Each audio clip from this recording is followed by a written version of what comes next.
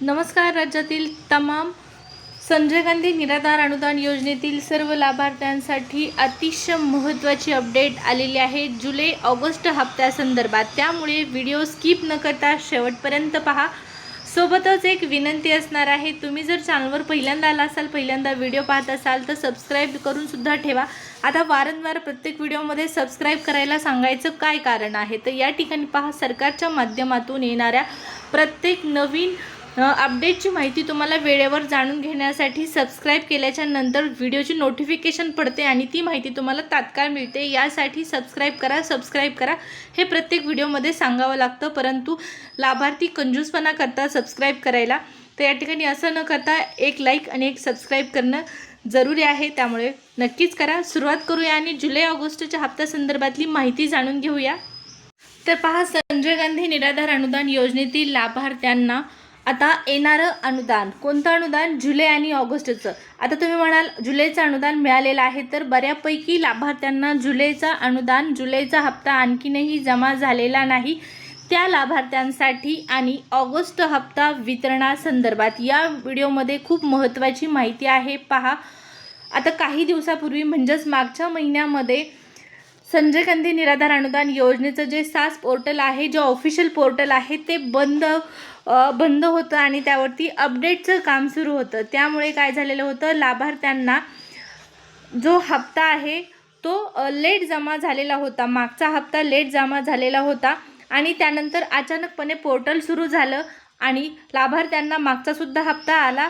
त्याचबरोबर जुलैचा सुद्धा हप्ता काही लाभार्थ्यांना जमा झाला. लाभार्थ्यांना हप्ता जमा झालेला, काहीच लाभार्थ्यांना हा हप्ता जमा झालेला होता, कारण पोर्टल तात्काळ बंद करण्यात येणार होतं. त्यावरती अपडेटचं काम सुरू होतं आणि 15 जुलैपर्यंत हे पोर्टल बंद होणार होतं किंवा त्यावरती अपडेटचं काम सुरू असणार होतं. अशा पद्धतीची माहिती प्रसारित झालेली होती, अशी माहिती मिळालेली होती. पोर्टल अपडेट काम पूर्ण झालेलं आहे की नाही हे अद्यापपर्यंत स्पष्ट झालेलं नाही. मात्र या ठिकाणी पहा, जुलै ऑगस्ट हप्त्यासंदर्भात महत्त्वाची माहिती आलेली आहे. आता जुलैचा ज्या लाभार्थ्यांना हप्ता वितरित झालेला नाही त्यांच्यासाठी माहिती पहा.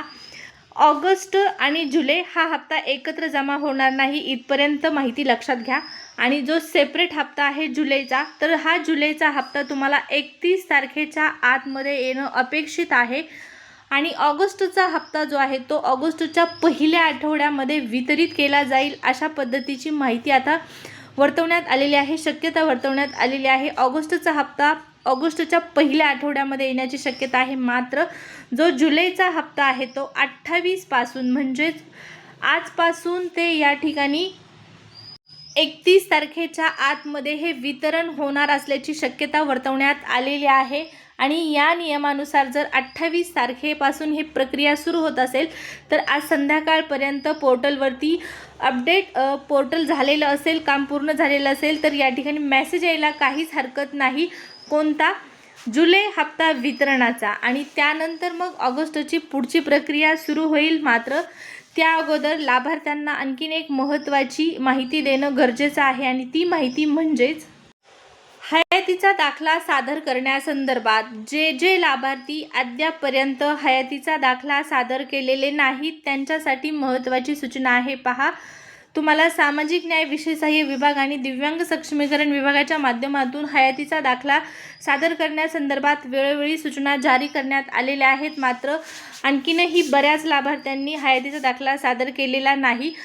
तर ज्यांनी हयातीचा दाखला सादर केलेला नाही अशा लाभार्थ्यांसाठी ऑगस्टपासून पेन्शन बंद होणार असल्याची स्पष्टपणे माहिती तुम्हाला इथं दिसत आहे. त्यामुळे कृपया करून तात्काळ हयातीचा दाखला सादर करा तहसील कार्यालयामध्ये, जेणेकरून तुमचा या योजनेचा लाभ सुरळीतपणे सुरू राहील.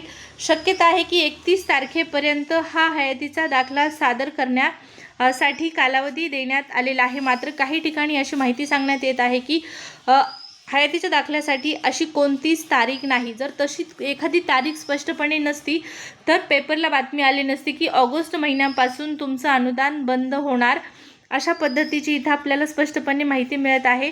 कृपया करून जरी 31 ऑगस्ट म्हणजे 31 जुलै शेवटची तारीख नसेल हयातीचा दाखला सादर करण्याची, तरी पण तुम्हाला हा दाखला सादर करणं बंधनकारक आहे. त्यामुळे लवकरात लवकर जर तुम्ही अद्याप सादर केलेला नसेल तर सादर करून द्या. म्हणजे सादर करा, तहसील कार्यालयामध्ये जमा करा. ऑनलाईन जमा करता येत नसेल, प्रॉब्लेम येत असेल तर ऑफलाईन देखील तुम्ही करू शकता. तशी पण सुविधा शासनाने करून दिलेली आहे. तर कृपया करून सांगण्याचा उद्देश एवढाच आहे की तुमचं पेन्शन बंद होऊ नये, हा दाखला वेळेवर सादर करून घ्या.